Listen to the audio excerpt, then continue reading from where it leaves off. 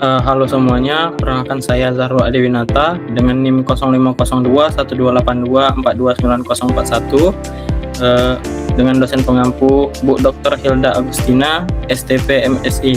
Pada kali ini saya akan menjelaskan manuskrip saya yang berjudul Revolusi Produksi Padi Berkelanjutan, Aplikasi Machine Learning dan IoT untuk Estimasi Hasil dan Manajemen Air yang Cerdas. Untuk report highlights-nya, yang pertama ada pendahuluan, yang kedua ada material dan metode, yang ketiga ada hasil dan pembahasan, yang keempat ada next step, dan yang kelima ada kesimpulan. Yang pertama ialah pendahuluan. Untuk tantangannya ialah perubahan iklim yang menekan produksi padi, lalu adanya metode konvensional yang boros air. Untuk solusi yang dilakukan ialah smart farming berbasis IoT, sensor, dan AI. Manfaat utama dari sistem ini ialah efisiensi penggunaan air, deteksi penyakit dini, dan keputusan budidaya lebih presisi. Lalu untuk implementasi ialah irigasi otomatis dan analisis data secara real time.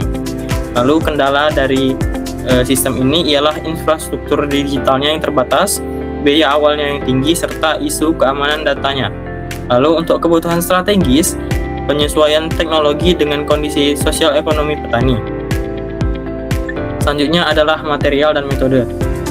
Material yang diperlukan dalam penelitian ini ialah menggunakan SLR atau Sistem Literatur Review dengan protokol Prisma terhadap 30 jurnal bereputasi dalam rentang waktu 2017 sampai 2025 yang membahas tentang pertanian cerdas atau smart farming, IoT, dan machine learning.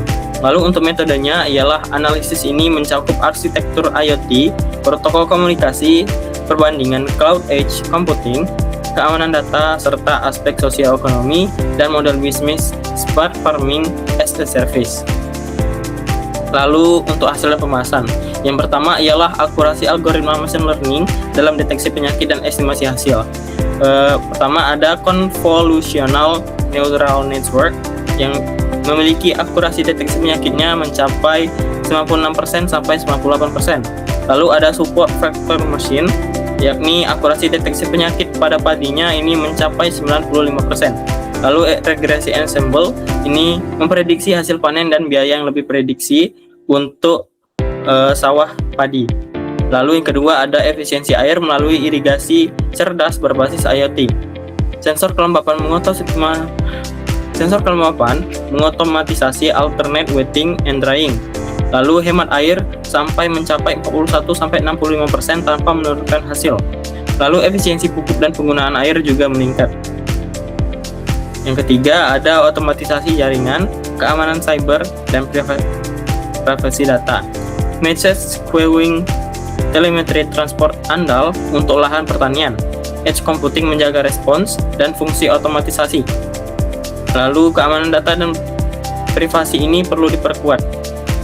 Yang keempat adalah dinamika adopsi teknologi dan perubahan. Lalu yang pertama ialah dipengaruhi oleh lahan, pendidikan, dan informasi. Yang kedua, menarik petani besar dan generasi-generasi muda untuk melakukan sistem-sistem ini.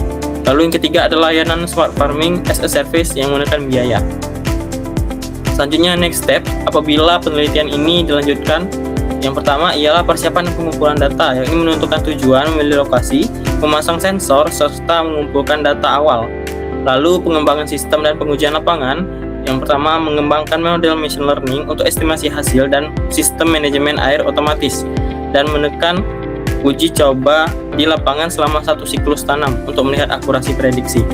Yang ketiga ialah evaluasi, perbaikan, dan rencana penerapan, yakni menganalisis hasil uji, memperbaiki model, mengevaluasi manfaat bagi petani, lalu menyiapkan rencana implementasi skala yang lebih besar.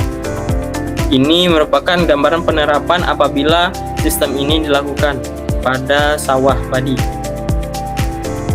Kesimpulan dari manuskrip ini ialah integrasi machine learning dan IoT ini dapat merevolusi produksi padi dengan meningkatkan deteksi penyakit, estimasi hasil, dan efisiensi air dari padi tersebut.